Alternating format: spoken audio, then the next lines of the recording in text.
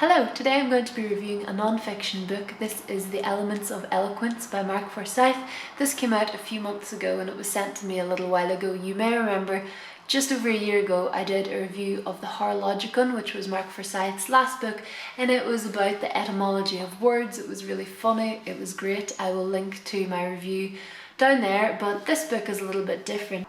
It is subtitled as How to Turn the Perfect English Phrase, and if you're into writing, devices and techniques, or if you just generally like knowing really weird facts about words and sentences, then I think you'll really enjoy this book. It covers writing techniques that you will have heard of, like alliteration, rhetorical questions, paradox, personification, that kind of thing. It also covers loads that you will not have heard of. There are 39 chapters altogether and each is a different writing technique. Most of these are derived from Latin and I'm not even going to try and pronounce them. But things like merism and diacope, solipsis.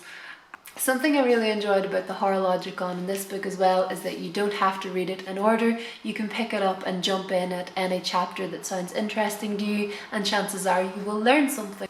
All of the chapters are really short, about 5 pages, and they all include an example of the writing technique being described. He quotes John Lennon lyrics, Katy Perry lyrics, the Bible, because there's a lot going on in the Bible in terms of language technique. It's really interesting to look at something you wouldn't normally analyse in terms of language. The biggest focus, however, is on Shakespeare, good old Bill Shakespeare. In fact, the book opens with a short sentence that reads, "Shakespeare was not a genius." Forsyth knows his Shakespeare, and more importantly he knows a bit about Shakespeare. But often Shakespeare would take a story or a drama that already existed and he would make that borrowed piece of text really fantastic and timeless and still read and studied and loved today simply by applying some of the writing techniques that you can learn. In this book you could be the next Shakespeare.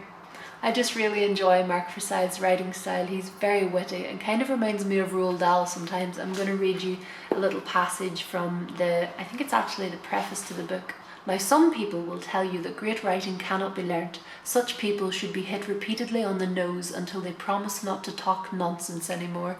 I guess it helps that I also spend a lot of my time writing and writing creatively, so I felt like this book was helping me, but it definitely doesn't read like a textbook and you could definitely just pick it up and read it for pleasure with no interest in writing, but just an interest in words and in how things are pieced together. And I think it's something worth thinking about. If you're good at writing, you'll often be told you have a gift for writing, as if it's this thing you were born with and you just naturally were really good at it. Whereas in Shakespeare's day, you were taught how to write poems, and nowadays in English classrooms I think we're more concerned with figuring out what that poet was trying to say and what techniques that poet was using, instead of learning how to write and use those techniques ourselves. I just want to be more like Shakespeare. It's been really nice to return to this book and read a couple of chapters whilst I've been swamped in university readings this past couple of weeks, and I really recommend that you check it out if it sounds like something you'd be interested in. I will leave all its lovely links in the description. Let me know your favourite writing technique. Do you love a bit of alliteration, oxymoron? Do you like rhetorical questions? That was not a rhetorical question. Have a lovely day and I'll see you in a couple of days for another book review. I am spoiling you.